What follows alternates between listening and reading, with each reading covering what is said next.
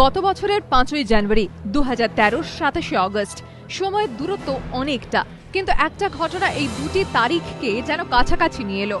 ঘটনাস্থল উত্তর দিনাজপুর। 2012-র 5ই জানুয়ারি ঘটেছিল রায়গঞ্জ কাণ্ড, মঙ্গলবার ইটাহার কাণ্ড। সেই কলেজে নৈরাজ্যের ছবি। কলেজে ঢুকে বহিরাগতদের তাণ্ডব, অধ্যক্ষ অধ্যাপকদের মারধরের অভিযোগ।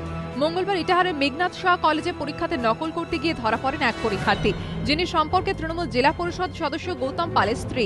অধ্যক্ষের দাবি, তিনি ওই পরীক্ষার্থীকে নকল করার সময় পাকড়াও করেন, খাতা কেড়ে নেন।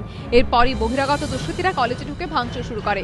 অভিযোগ, মারধর করা হয় অধ্যক্ষ সহ অধ্যাপকদের। গোটা ঘটনায় তীব্র সমালোচনা করেছেন রায়গঞ্জ কলেজের প্রাক্তন অধ্যক্ষ দিলীপ দে সরকার। এক বছর আগে যাকে কলেজে ঢুকে মারধর করা হয়, সেবারও অভিযোগের তীর ছিল তৃণমূল ও টিএমসিপির দিকে।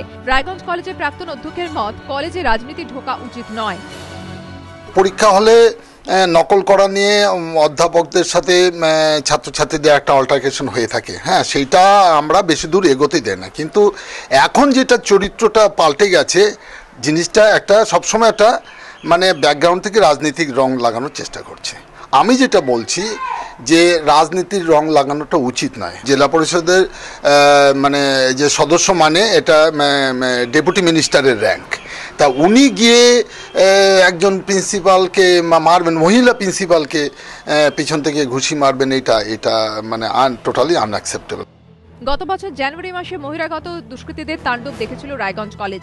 উত্তর দিনাজপুরে তৃণমূল কংগ্রেসের কার্যনির্বাহী সভাপতি তিলক চৌধুরীর নেতৃত্বে একটি বিশাল মিছিল রায়গঞ্জ কলেজে ঢুকে ভাঙচুর চালায়। তৎকালীন ভারপ্রাপ্ত অধ্যক্ষ দিলীপ দে সরকারের ঘরে ঢুকে তাকে মারধর করা হয়। টেনে হিঁচড়ে অধ্যক্ষকে বের করে আনা হয় কলেজ চত্বরে। এই ঘটনায় রাজ্য জুড়ে শোরগোল পড়ে যায়। অধ্যক্ষ পদ থেকে ইস্তফা দেন দিলীপ দে সরকার। এখন তিনি ওই কলেজেরই অধ্যাপক। ইটাহার কাণ্ড তাঁকে বারবার মনে করিয়ে দিচ্ছে গত বছরের সেই রায়গঞ্জ কাণ্ডের কথা। সুদীপ চক্রবর্তীর রিপোর্ট, এবিপি আনন্দ, উত্তর দিনাজপুর।